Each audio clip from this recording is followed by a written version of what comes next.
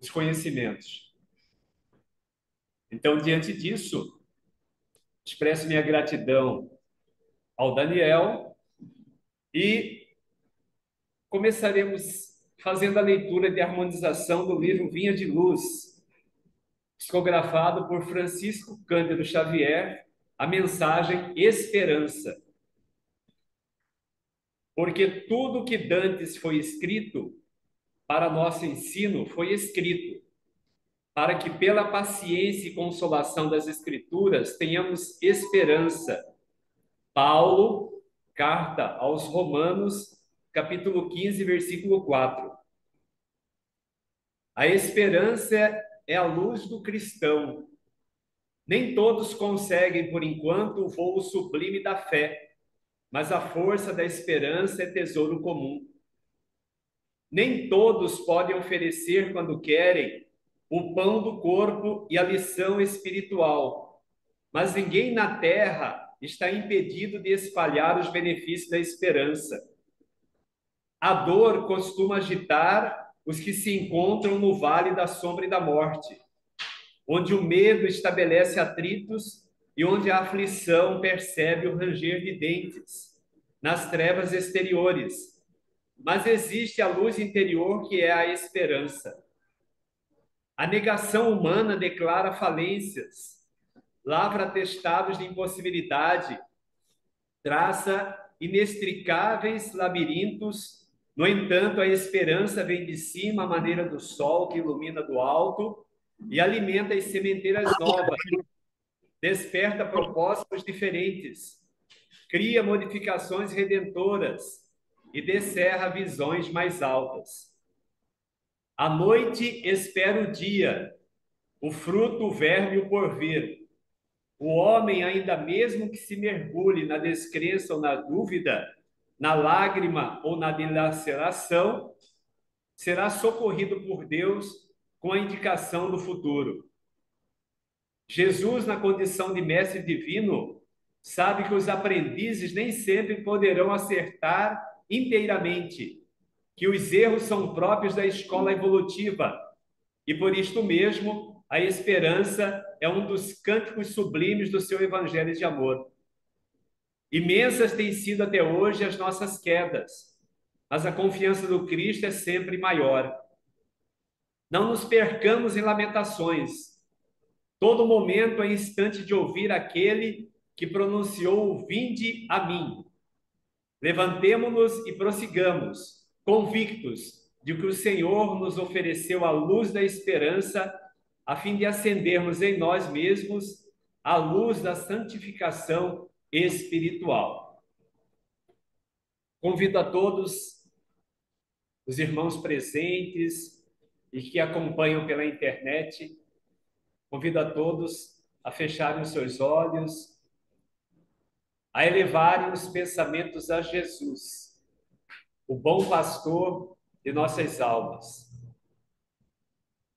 Busquemos nos conectar com Ele pelas vias do coração, nos conectarmos aos benfeitores amigos que atuam nesta casa em nome do Cristo e que vêm há décadas assistindo a todos aqueles que buscam o Mestre, o amparo, a ajuda. Senhor Jesus, aqui nos encontramos felizes pela oportunidade de nos reunirmos em Teu nome, num momento tão significativo neste mês, que se refere à fundação deste templo de luz e, ao mesmo tempo, comemoração ao mês de Kardec. Tu, ó Jesus, que é o farol de nossas almas, o grande psicoterapeuta, a fonte de paz para todos nós, para toda a humanidade, aqui nos encontramos felizes por tuas bênçãos entre nós. Que tua bondade, Senhor, envolva ao nosso irmão Daniel. E como trabalhador da última hora, servindo a ti, vem trazer para todos nós o esclarecimento e o conforto.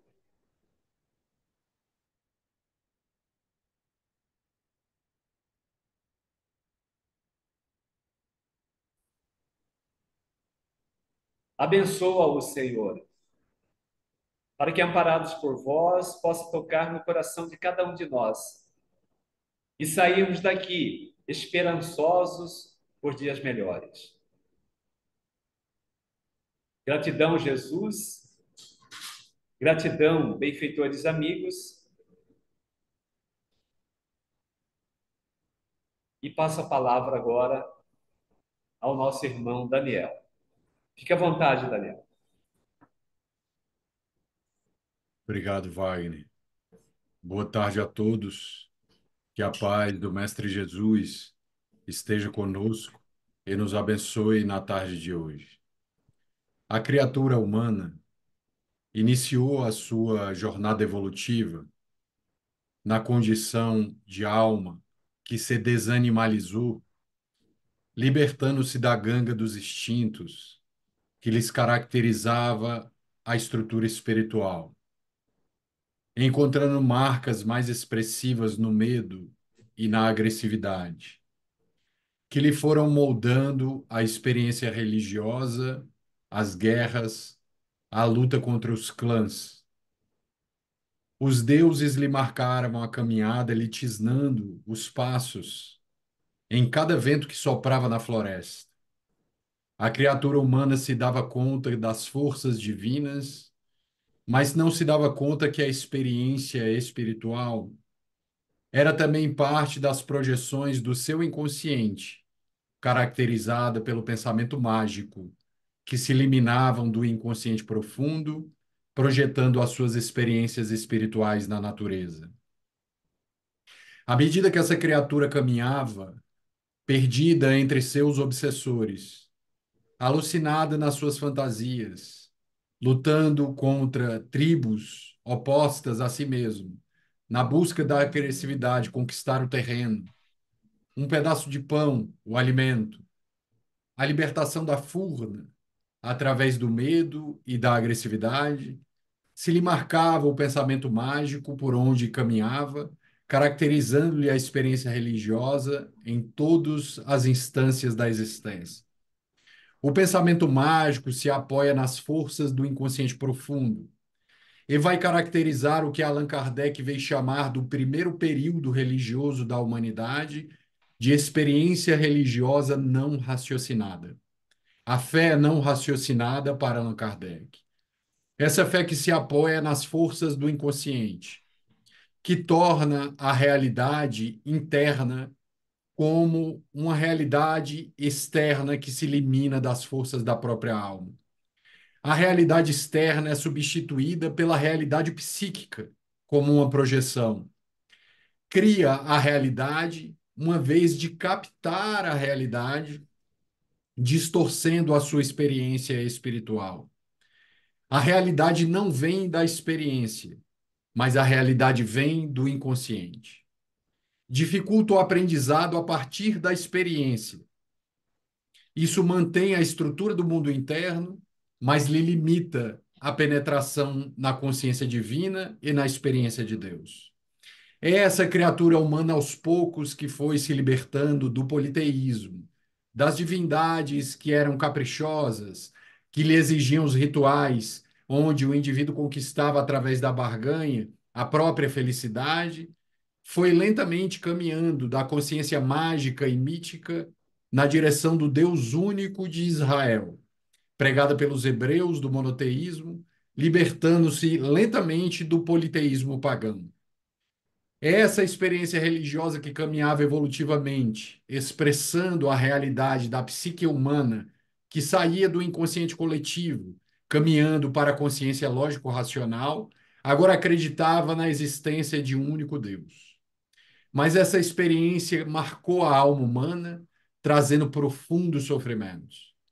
É quando surge a experiência de Jesus, anunciando a maturidade da criatura humana em seu senso moral.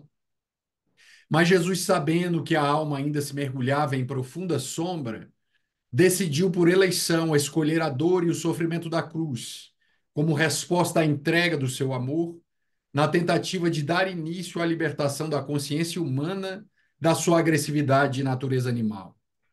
O homem caminha após a morte de Jesus, que deixou a marca indelével na alma da humanidade e que até hoje o encontramos na sua imagem como baliza para os passos da igreja que se deteriorou na experiência romana.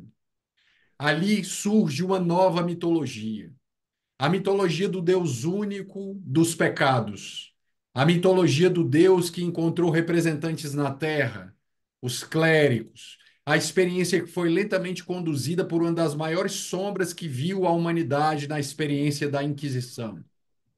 A criatura humana começa a se relacionar com esse Deus único a partir do medo, que já vinha se arrastando, não muito diferente do politeísmo pagão. O indivíduo que estava submerso agora na realidade do pecado, que a sua curiosidade deveria ser limitada, ele precisava agora tomar conta da sua desobediência ante esse Deus, que lentamente poderia lhe condená-lo ao inferno de infinidade, um inferno que não teria limite para acabar, ao mesmo tempo um céu de escolhidos, um céu o qual o indivíduo experimentava as escolhas muito semelhantes às classes sociais da Terra. É quando vemos, então, o mundo se dividir em três estamentos, onde havia os representantes de Deus, aqueles que praticavam a guerra, e a plebe que servia, e que estaria estacionada nessas três estruturas sob o comando desse Deus, que era muito mais amargurado ante a sua criatura, mais um perseguidor, que lhe tomava a capacidade de produzir a própria existência, que lhe tirava a capacidade de reflexionar, que mergulhou o homem no sofrimento do dogma, na ditadura do dogma, deixando-lhe marcas profundas na alma, e que agora poderemos entender na psicologia da modernidade, essa ferida que vai lhe marcar os próprios impulsos na direção do suicídio. É essa realidade que tisnava a existência, onde o indivíduo estava preso a um Deus que lhe já havia ditado o caminho, que ele não havia oportunidade de amar, de ser amado, onde o infrator não tinha a oportunidade da educação de suas falhas e as vítimas não tinham facilidade de recuperação das suas feridas. E o indivíduo caminhava sem qualquer perspectiva moral de renovação, foi lentamente construindo as bases para o surgimento desse homem religiosamente frustrado na direção do materialismo. É quando começa a revolução do pensamento na Europa, onde surgem os grandes filósofos do existencialismo, do humanismo, derrubando o teocentrismo e colocando o homem no antropocentrismo no centro do universo. Onde a criatura humana surge abandonando o mito da consciência mágica, cria um novo mito, o mito da neutralidade científica, onde a lógica e a razão, nos discursos do empirismo de Francis Bacon, de outros filósofos, da herança aristotélica que nos marcava as tradições científicas desde o passado, e que agora retornava num novo mito da nova deusa que regia a consciência da criatura humana, que era a deusa razão. Essa deusa da razão passa agora a tisnar toda a consciência mítica, toda a consciência mágica, onde o indivíduo agora caminhava através do experimento, de entrar em contato com a realidade da matéria, de pesquisar, de evoluir a partir da experiência empírica, regido por essa nova mitologia da experiência pura em contato com a matéria. E essas marcas agora fazem uma nova cicatriz profunda na alma da criatura humana, porque ela fundou as bases de uma antiga frustração religiosa em uma nova experiência mítica da realidade científica e que marcou a criatura humana. Joana de Ângeles fazendo uma análise dessa criatura moderna que vem da experiência religiosa frustrada de Deus, carregando profundamente na alma uma mágoa de Deus, que transita dessa experiência religiosa para o materialismo, agora padece a ausência de ferramentas que vão organizar a sua realidade emocional. Ainda preso nessa imagem ancestral de Deus, Joana de Ângeles diz que surge um homem moderno perturbado. E na sua obra O Despertar do Espírito, na introdução, uma introdução em que ela coloca um quadro muito triste de como se encontra a alma da criatura humana na modernidade, ela realiza um laudo sintomático de como está essa criatura humana que transitou dessa religião sem raciocínio para um período de extremo raciocínio, mas que retirou a alma da equação e que agora padece o desequilíbrio de um vazio existencial. Então ela vai começando a tecer as características dessa criatura que sofre, que carrega consigo profundamente dores que carrega das suas antigas estradas do pretérito de outras encarnações. Ela vem trazer que esse indivíduo, resultado dessas experiências do passado, é um indivíduo inquieto, porque ele não encontrou as respostas para solucionar os desafios da emoção.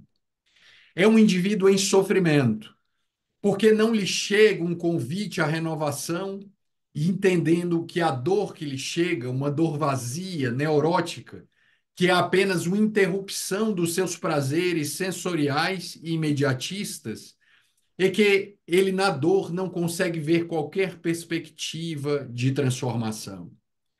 É um indivíduo desequipado psicologicamente, por ausência de interesse na própria realidade interior, frustrado, lembrando, trazendo no inconsciente profundo as frustrações da experiência espiritual e da experiência de Deus. Ele é desumanizado afetivamente, porque na condição de homem que estagia, o indivíduo que estagia no nível de consciência de sono, é um indivíduo que busca a satisfação da vida nos valores horizontais, onde, quando ele está de estômago cheio, a satisfação sexual lhe caracteriza, a compra de objetos que lhe satisfazem em uma felicidade imediatista, as viagens, os prazeres, os lazeres e as festas, ele é totalmente indiferente à própria dor, onde se abandona, e como se abandona sem qualquer tipo de maternagem consigo e paternagem dentro da sua realidade psicológica, ele também é desumanizado e esquece aqueles que lhe sofrem ao lado afetivamente. Então ele se animaliza e, embora esteja encarnado no corpo de uma criatura humana, vive como uma criatura animal, porque não se lhe marca a marcha, a característica da prece, da oração, que nos diferencia do animal. Não se lhe caracteriza a espiritualidade, a conexão profunda consigo através da meditação, a reflexão e a consciência empática de olhar para o outro, sendo caracterizado profundamente por uma realidade biológica muito semelhante à da criatura animal, que se alimenta, procria, paga suas contas, mas vive morto no corpo, onde a alma padece pela inconsciência profunda. A felicidade vem da busca do poder, diz Joana, da busca do prazer, o poder do cargo, o poder das funções, o poder financeiro, o poder da intelectualidade, o poder que se destila até mesmo no campo da sexualidade, o prazer da satisfação das compras, das questões materiais, dos prazeres do corpo, que são caracterizados pelos espíritos superiores como o prazer sensação, caracterizando o primeiro e mais primitivo nível de amor da criatura humana, que é a primeira fase do amor. O amor egoísmo, o amor inconsciente, o amor do nível de consciência de sono. As riquezas construídas, muitas vezes, são riquezas materiais que vêm em decorrência da miséria de outros. Como vemos a estrutura das bolsas de valores em todo o mundo, onde os indivíduos que lucram de um lado, lucram padecendo a escravidão e a miséria daqueles que não possuem o conhecimento suficiente para poderem transitar no mundo das economias, dos grandes tubarões, dos Rothschilds, dos dominadores da indústria americana, do novo mundo e no velho mundo, onde, para fazer uma camiseta que é vendida a muitos dólares das lojas de luxo das ruas de Nova York, são necessários escravizar muitas criaturas no Vietnã e na Ásia para que a criatura humana alcance os seus prazeres imediatistas no seu luxo. Então é uma economia maníaca que nasce a partir de uma escravidão disfarçada, onde o indivíduo precisa dopar-se através do uso de substâncias, da cocaína, ao primeiro despertar da luz do sol para dar conta da sua jornada de trabalho. Então é uma riqueza construída a partir não só da miséria material de outros, mas da miséria material de si mesmo. O descuido do mundo afetivo, que é uma função ética de contato com a vida, vai sobrecarregar a função sexual instintiva. A sexualidade ela é uma função de contato com a vida que começa com um animal. Ela serve dedicada exclusivamente para a procriação, para a manutenção da espécie. Mais tarde, ela se humaniza quando o instinto é colocado na experiência, quando a afetividade é colocada junto à experiência instintiva, e podemos ter agora a experiência somática da explosão dos hormônios conectados com a experiência de amor. Como a criatura humana padece a indiferença, começa a buscar os prazeres da vida desconectados na sexualidade da função afetiva e passa por uma inflação sexual que caracteriza a maioria das culturas que se instalam na nossa humanidade. É o momento que vemos a decadência da cultura sexual americana, da cultura sexual brasileira, onde os corpos nos aplicativos passam a ser reificados como coisas, onde o indivíduo se encontra sem qualquer conexão com a sua função afetiva para desfazer-se dos hormônios que são superexcitados pelo excesso das pornografias da internet, e onde ele, experimentando toda aquela realidade magética, fica ansioso, não tendo um ego estruturado para descarregar essa realidade a partir do afeto, de uma troca profunda, se entrega à realidade dos aplicativos materialistas que coordenam os encontros que caracterizam a natureza animal somente no nível do instinto. Então, o contato com a vida, com os afetos, vão se deteriorando e o indivíduo vai fazendo um processo regressivo à realidade sexual, muito próxima da realidade do animal, a partir dessa estrutura sexual animalizada. O indivíduo, então, desorganiza a função sexual, gasta as energias além da conta, onde muitas vezes, em um estado que não alcançou nem a velhice, onde as energias vitais já estão se recolhendo para entregar o corpo à morte e à libertação da alma, o indivíduo já experimenta as disfunções no campo da sexualidade pelos excessos. A energia sexual é semelhante à bateria de um celular, dos celulares antigos que se viciavam, onde o indivíduo faz a descarga da energia, mas se ele não se dá tempo para recarregar as baterias em um intervalo suficiente, educacional, em que as energias se refaçam, o fluido vital passa a ser consumido e se vicia. Então há um encurtamento reencarnatório pelo excesso do uso da função. E o indivíduo vai lentamente, primeiro experimentando a perda da potência, e mais tarde vai perdendo a perda da existência, caindo em depressões e desorganizações mentais pela mente deseducada que vitaliza o sexo em desequilíbrio. E para fazer valer essas funções que vão se deteriorando, diz Joana na sua introdução do despertar do espírito, o indivíduo parte na tentativa insana de fazer o uso de substâncias, diz ela. Isso caracteriza o homem moderno. O desfazer-se das tensões do trabalho, quando a sexualidade já está não mais satisfazendo, onde o indivíduo fica cansado, mas não fica emocionalmente satisfeito, o uso das drogas lícitas e ilícitas entram em cena para tentar preencher o vazio existencial. O abuso do álcool nas festas, que é socialmente bem aceito, onde o padrão social aceito é um padrão de alcoolismo, onde o indivíduo frequenta as festas sociais e demora dias da semana para se recuperar das intoxicações alcoólicas que ele padece nos finais de semana. Sem falar, sem deixar de esquecer da narcoeconomia, que sustenta os vícios e a destruição humana de toda a ordem. O crack, a cocaína e toda essa sombra que padece, refletindo a ausência de espiritualidade profunda e muitas vezes até mesmo a ausência de amor paterno e materno, que deixaram as suas lacunas. O tabaco para amenizar a ansiedade, que tem conduzido tantas mortes na direção do suicídio inconsciente, tisnando as energias espirituais, na direção do desequilíbrio, nas experiências mais tarde, que nos vão conduzir aos umbrais conscienciais. Até que esse indivíduo, tomado pelo uso das substâncias, desorganizado pela experiência afetiva que foi imprevidente, sem qualquer experiência de reforma íntima, de conexão consigo, da prece, da oração, da presença de Deus, em estado de sono e de inconsciência profunda, esse indivíduo agora volta, como na Revolução Industrial, não mais entrando no ritmo da máquina da fábrica, mas agora ele precisa entrar no ritmo do algoritmo da internet.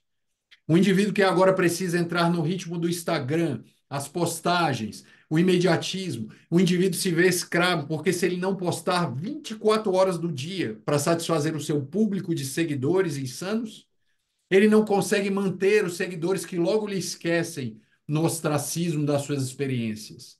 A necessidade excessiva de embelezar o corpo, o excesso das academias, das dietas perversas, que vão levando o indivíduo à perda do prazer e aos transtornos alimentares, e no ritmo alucinado não mais da própria alma, onde o indivíduo, perdendo o contato consigo, vai lentamente entrando no ritmo do que o algoritmo da internet pede, para que ele possa alcançar o sucesso rápido e ligeiro, através do olhar voyeurista que lhe proporciona os seus seguidores. Essa experiência desumaniza. O indivíduo lentamente vai perdendo o contato com a alma. Vai como na imagem de Chaplin, na sua experiência preto e branco nos filmes do passado, ele relatava um homem que no período da Revolução Industrial passava o dia apertando parafusos. E ele fica tão automatizado que ele passa a copiar a máquina e ele vai para casa apertando as pessoas no movimento como se ele tivesse com a chave nas mãos. Então ele aperta o nariz do filho, aperta a cabeça da esposa, como se tudo fosse um parafuso e ele passa a ver o mundo como um pedaço da máquina. Esse homem retorna agora atormentado, mas agora atormentado não mais no parafuso da fábrica de antigamente, porque inclusive a sua função foi substituída por outras máquinas nessa fábrica, mas agora ele se vê atormentado pelo excesso de imagens da internet. E esse indivíduo sem tempo para pensar, esse indivíduo que perdeu o contato consigo, que não há um tempo para meditação, esse indivíduo lentamente vai perdendo a lucidez, diz Joana. Ele se torna dependente desse ritmo acelerado. Joana de Ângeles vem dizer que o nosso ritmo, o ritmo social da nossa cultura, é um ritmo hiperativo e extremamente patologizante. É um ritmo que fragiliza, que causa a queda da nossa imunidade, onde nós não temos tempo para dormir, para nos alimentar, onde nós não temos tempo para fazer uma pausa, fazer uma meditação, uma oração. Precisamos estar no ritmo frenético do times money, que já vem de tanto tempo, desde o pós-guerra, trazendo a instalação da sociedade do consumo. Então, esse indivíduo se encontra fragilizado. A felicidade vem de tudo que fere os sentidos e o sacia. Então, ele precisa viajar muito, ele precisa ir muito às festas, usar bastante substâncias para tentar anestesiar o corpo que está exausto e a alma que está vazia. As conquistas profundas são sempre secundárias. Quanto mais ele sorve o gozo, mais esfaimado se encontra. E Joana diz: não se encontra no mundo um indivíduo que se diz pleno por ter gozado tudo. E esse indivíduo moderno busca no gozo imediatista a realidade da experiência sensorial, que não lhe faz alcançar a plenitude, mas lhe esgota as funções físicas, padecendo o suicídio e a depressão. Desamparado pela fé religiosa, um indivíduo que tem essa religião no nível do ego, que faz uma religião formal, onde muitas vezes ele se levanta ao domingo, ele vai fazer a comunhão, ele faz a confissão, ele faz o ritual, mas esses rituais não mais lhe apaziguam os tormentos da emoção. O vazio deixado pelos excessos de rituais tendem a virar um agnosticismo, uma perda de crenças, onde os deuses de antigamente do politeísmo retornam agora com novas imagens nesse indivíduo frustrado religiosamente, onde o seu Deus passa a ser o Deus dinheiro, onde o seu Deus passa a ser agora o Deus sexo, o Deus poder, o Deus cargo, o Deus empresa, que ele vai caracterizar o poder religioso, agora deslocado pelo poder materialista. Tende a viver a vaidade dos recursos transitórios, do personalismo, e dissimula socialmente a sua realidade interior, porque em predomínio está medicado. Então é um indivíduo que passa uma imagem de estar feliz, com um bom carro na garagem, com uma conta volumosa, com um corpo bem aparentado, bem delineado, mas a sua realidade interior, o indivíduo padece. Joana diz que essa é a criatura moderna. Compensa no exibicionismo, na luxúria, na extravagância, e ao mesmo tempo é um indivíduo irritado, insatisfeito. O narcisismo e o voyeurismo da internet se lhe tornam um grande peso.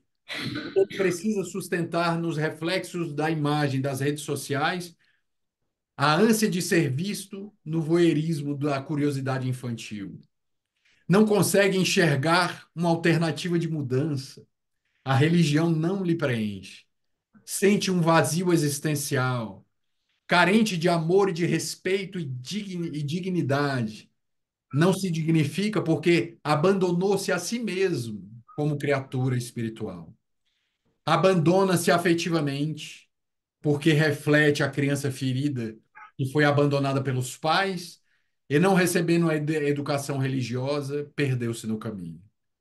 Mas Joana, nesse rol de sintomas espirituais, que marca essa criatura humana ferida, marcada pela dor da modernidade, ela diz que é desse indivíduo que sofre que Jesus tem a esperança. É nessa criatura que se perdeu como filho pródigo no caminho, que comia entre os porcos pelos excessos da sua inflação, que recebeu a herança da reencarnação, mas que agora volta enlameado, descalço, como um espírito sofrido, onde ele olha no caminho de volta para casa e lá na frente ele enxerga a lamparina, o farol bruxuleando na noite da própria alma, a luz do espiritismo. Esse espiritismo que vem marcar uma nova fase da experiência religiosa. A experiência não mais mágica da religião não raciocinada. A experiência não mais inflacionada do pensamento científico sem religião, mas vem proporcionar a experiência religiosa através da aliança com a ciência.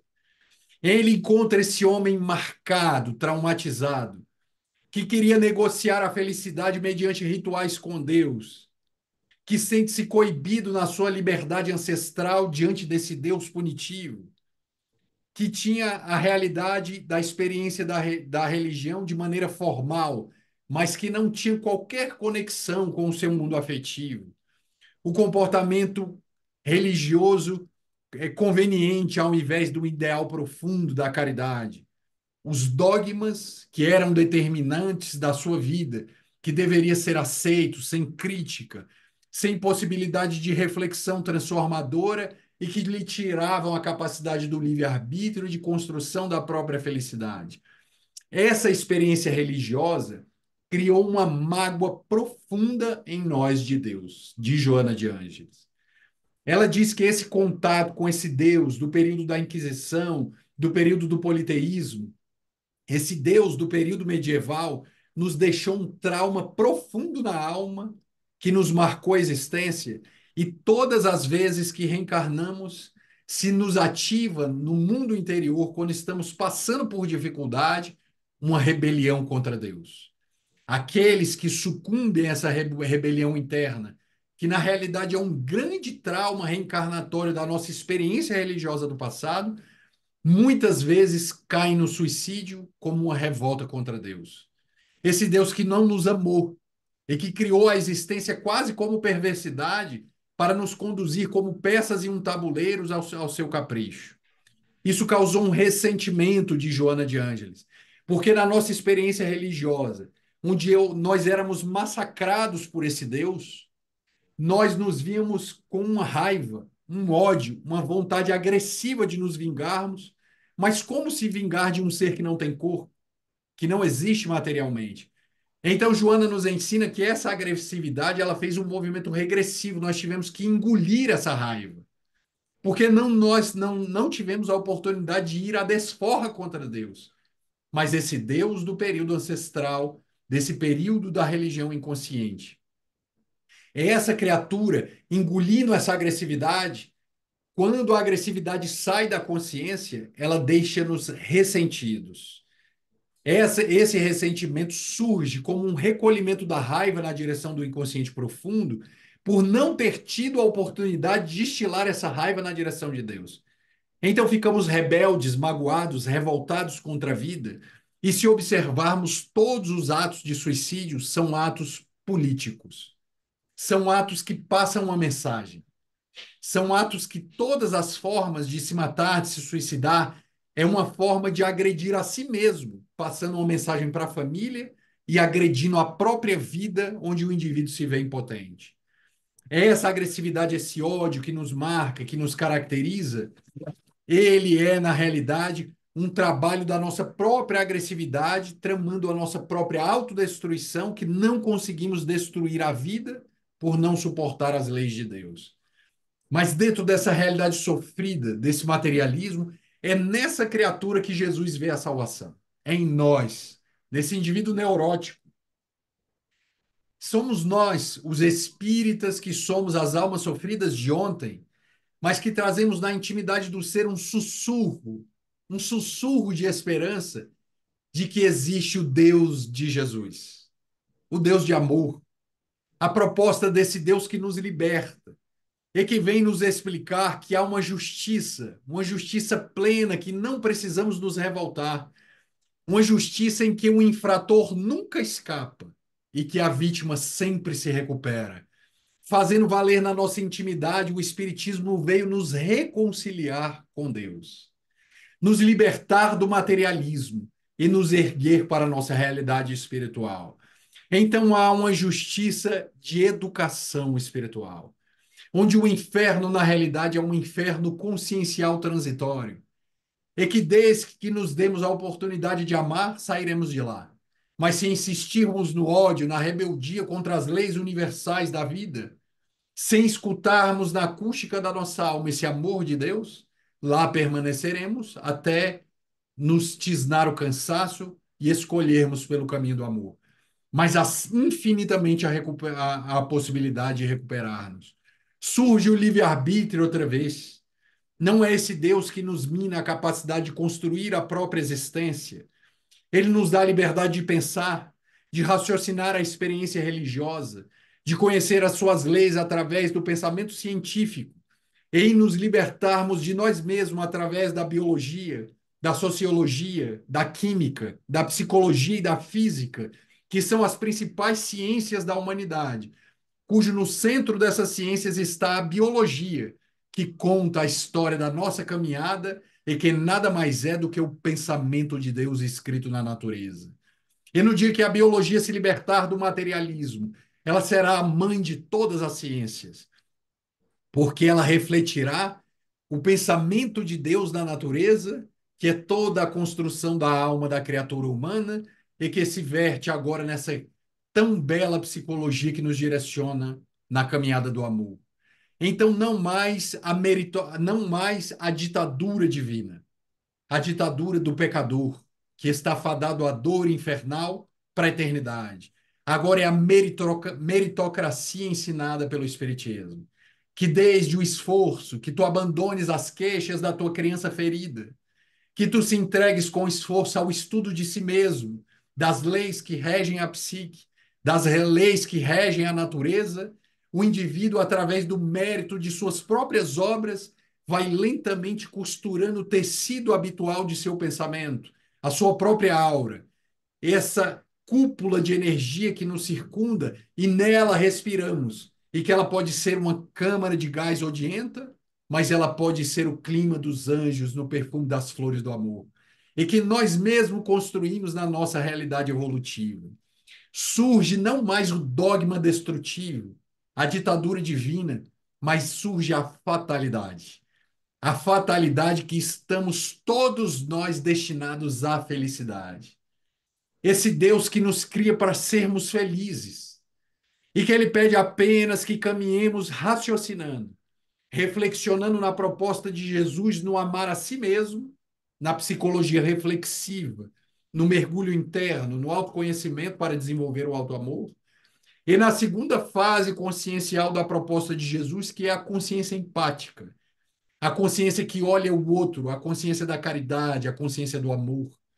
E nessa lógica fazemos a consciência plena, o homem, a criatura integral, nas lições de Joana de Ângeles e na proposta de Jesus. E caso esse indivíduo venha a fracassar, mesmo tendo essa moral raciocinada, para caminhar na direção da moral divina perfeita, que nunca falha, que nunca erra, dando um sentimento de justiça na vida, preenchendo a dor de sentido, lembrando dos ensinamentos de Jesus que ele dizia que somos nós, essa criatura sofrida, que somos bem-aventurados porque estamos sob os olhos do amor de Deus. Esse indivíduo começa a entender que todas as vezes em que ele derrapar e tiver a sua queda, ele vai experimentar uma realidade pluriexistencial da reencarnação. Que ele vai ter sempre a oportunidade de recomeçar. Que é herdeiro de si mesmo, dos próprios pensamentos, das próprias emoções e dos sentimentos e emoções que se injeta no mundo a partir dos seus atos e das trocas da sua afetividade com outras criaturas que lhe partilham a caminhada. A curiosidade científica agora se lhe caracteriza como a curiosidade da compreensão das leis de Deus. É uma ciência com alma, uma ciência que liberta, uma ciência que trabalha para dar novos recursos que irão preencher essa criatura humana de afetividade, que irá preencher a experiência religiosa pela razão, fazendo uma aliança entre essas duas asas que nos conduzem para a libertação de nós mesmos e no encontro com a paz. O castigo de antigamente agora dá lugar à lei de causa e efeito. Essa lei que optou o Espiritismo, que é a lei da física, a lei da ação e reação, que reflete bem a lei da natureza, onde o mundo é um grande espelho e que toda a imagem que eu construo dentro de mim, ele me devolve em um processo vibratório para que eu possa compreender a mim mesmo na minha lógica sombria e na minha lógica de amor. Em uma justiça perfeita, plena, e lentamente, nessa nova fase desse homo spiritualis, desse homem que se conecta profundamente consigo, o temor a Deus de antigamente, o suicídio e o materialismo, agora dão lugar ao Deus de amor de Jesus, ao Deus que o Espiritismo clareou. Esse Deus de justiça, que dá uma nova visão de mundo, um mundo energético onde nós transitamos como uma essência energética que não nos desatarrachamos dessa realidade intelectual, espiritual, e que necessitamos profundamente de ter uma troca com a vida, com as outras criaturas, para libertando de nós mesmos, através da experiência do amor, possamos lentamente nos libertar da dor, fazendo da dor uma experiência profunda de transformação e encontrando a paz, servindo, como tudo no universo que serve. Se observarmos as estrelas que iluminam e que se cadaverizam com o passar dos milênios, elas servem levando a luz onde há escuridão. A formiga, que lá na intimidade do chão, na intimidade da natureza, ela cumpre o seu serviço oxigenando a terra, levando a vida, movimentando as energias. E a criatura humana cumpre também o seu destino de servir nesse universo. A semelhança do sol que se levanta todos os dias, nós também somos um sol onde Jesus brilha em nós e que possamos ser essa chama na noite de alguém, levando a luz através do servir na proposta de Jesus para a libertação, para o amor infinito. Fica aqui a mensagem espírita, a mensagem de Jesus, e que a paz do Mestre penetre no coração de cada um de nós, hoje e sempre. Que assim seja. Muito bacana, Daniel. É possível fazer duas perguntas? Pode sim, com certeza.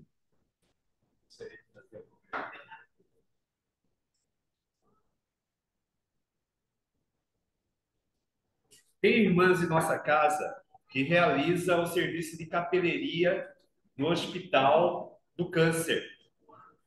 O que falar para uma pessoa que está com câncer no olhar do Espiritismo? O que nós podemos, então, falar para ela?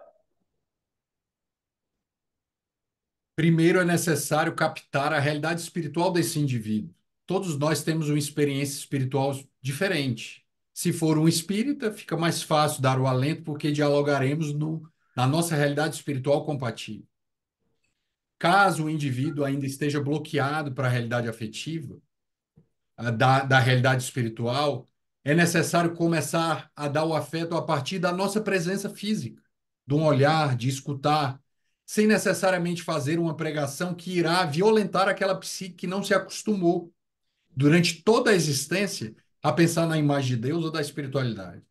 Mas a nossa presença lhe marcará em uma forma vibratória, mesmo que não levemos a realidade da espiritualidade de imediato, porque os afetos que ficam ali incondicionais da nossa presença, respeitando-lhe a ignorância, porque ele tem o direito, lhe marcará uma experiência e nós faremos uma assinatura de amor na alma dessa criatura, e que ficará vibrando. Então, é necessário para que esses indivíduos que primeiro captemos com a nossa sensibilidade onde ele estagia. Qual a relação desse indivíduo com Deus? Allan Kardec nos ensinou isso na codificação. Antes de fazer acreditar nos espíritos, fazer-o acreditar em Deus. Dependendo do nível que o indivíduo se encontra, nós podemos trazer essa mesma proposta de Kardec para o amor. Às vezes são indivíduos amargurados que irão nos agredir, que não querem a nossa presença, que muitas vezes chegamos no quarto desses indivíduos, eles estão frustrados, em depressão, onde a doença agora lhes leva a profundo desespero, porque não tem a lucidez da experiência da morte. Então, a nossa presença precisa filtrar emocionalmente com muito amor, compreendendo a posição desse indivíduo, e lentamente ele irá se abrindo à medida que nos doamos. E muitas vezes só o escutar já o cura. E se ele está aberto, então falemos. Falemos da experiência de olhar para a dor a partir de uma lógica transformadora, olhar para a dor a partir de uma experiência que o levará à saída do vaso físico para a realidade espiritual que o espera. Mas é necessário, acima de tudo, que isso não seja da boca para fora. É necessário que estejamos lá energeticamente presentes. E independente do materialista ao espiritualista que nos recebe, a nossa presença afetiva auxiliará o indivíduo a encontrar ou o processo de cura na própria existência ou no desenlace da morte.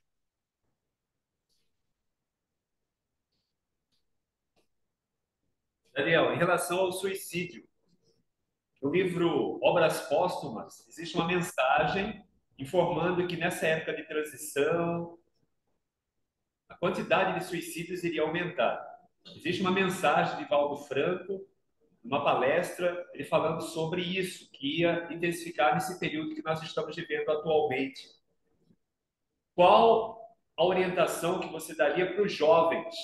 Porque muitos jovens hoje estão envolvidos no processo depressivo e buscando muitas vezes na ilusão do suicídio. Buscar espiritualizar. O pensamento transcendente de reconhecer a vida como não só a vida física, começa a modelar em nós uma capacidade de esforço, de entendermos a justiça divina ante os sofrimentos da vida. Essa é a batalha do espiritismo. O materialismo, ele leva ao suicídio. A crença na espiritualidade e nos espíritos leva à transformação e à libertação do indivíduo de si mesmo. O materialismo que nos caracteriza e que muitas vezes, dentro da experiência religiosa formalista, existe a ideia materialista porque ela não satisfaz o mundo emocional, a crença no mundo espiritual que nós, como espíritas, devemos fazer no social, levando esses princípios, irá lentamente apaziguar essa realidade dos jovens que padecem. Devemos tentar trazer a realidade do jovem para dentro da casa espírita, para que ele possa penetrar nesse mundo espiritual através de um pensamento jovial, de uma realidade que lhe comungue a própria cultura, a sua realidade, sem trazer inovações deterioradoras da mensagem para o espiritismo, Mas o espiritismo precisa também para se adaptar a esse jovem que pensa, esse jovem da internet, inteligente, que questiona tudo. Ele precisa também encontrar na casa espírita esse acolhimento. Então, quanto mais nós nos abrirmos para a experiência do jovem, levando a mensagem da existência da alma, daremos a ele a estrutura para que ele possa enfrentar a realidade materialista da vida, que não lhe tem satisfeito. Porque a proposta da vida é o gozo imediato sensorial, sem qualquer sacrifício a esse prazer para encontrar a verdadeira felicidade. A dor é vista como uma interrupção de prazeres sensoriais. E à medida que o indivíduo mergulha nessa psicologia, o jovem entende isso, através da educação de pais que vivem a própria espiritualidade em essência, ele encontra a estrutura e alcança as matrizes para suportar os arrastamentos do suicídio. E isso tudo começa no lar, onde quando o pai e a mãe vivem a espiritualidade não de boca, mas de uma realidade em que transmite as matrizes espirituais para a educação do filho. E uma vez que ele tem essas matrizes dentro de si, ele vai encontrar a ressonância na experiência espiritual, seja na casa espírita ou fora dela, ou seja na experiência espiritual que ele comunga, e que vai lhe dar a capacidade de equipar-lhe o ego para que ele possa decodificar os sofrimentos da vida sem resvalar no suicídio, ou até mesmo suportando a realidade das pressões das ideações suicidas. Ou seja, é a proposta de Allan Kardec: espiritualizar para desmaterializar a criatura humana, dando equipamentos para o ego filtrar as dores da vida, escapando da neurose sem sentido, dando profundo sentido ao sofrimento. Muito bacana, Daniel. Muito bacana. Aí agora, então, eu passo para você fazer a prece de encerramento para nós irmos para o passe. Agradeço a todos a oportunidade de estarmos aqui nessa casa que é aniversaria e que vem de há longo tempo servindo na seara de Jesus, sob a intuição de inteligências invisíveis, que morejam no bem, que há longo tempo estão próximas a essa casa, orientando essas atividades. Que Deus os abençoe, os ilumine, os proteja sempre, fortaleçam sempre nas dificuldades que todas as casas espíritas enfrentam, e que essa oração que nós vamos proferir agora em uma comunhão de pensamento possa ser uma chuva de estrelas de luz sobre essa casa que já vem há tantos anos, refletindo um ideal que aconteceu na espiritualidade e que se materializa na Terra. Senhor e Mestre Jesus, sob a inspiração dos guias espirituais que nos orientam, nós rogamos a Ti elevando o pensamento para que possa derramar sobre todos os trabalhadores dessa casa espírita que há longo tempo vem levando luz onde há a treva da alma, que tu possa fortalecer a motivação nos piores momentos de dor, dos desafios, das obsessões, das dificuldades materiais que todos nós que estamos na Terra precisamos enfrentar. Fortalece, Senhor, essa ilha de luz que é essa casa espírita que nos acolhe. Fortalece a cada um dos trabalhadores através dos teus guias. Que tu possa imantar a cada um de nós, nos motivando para jamais desanimarmos ante os desafios existenciais que acometem a todos nós, trabalhadores espíritas. Que a tua paz esteja sempre conosco e nos abençoe. Muita paz para todos nós.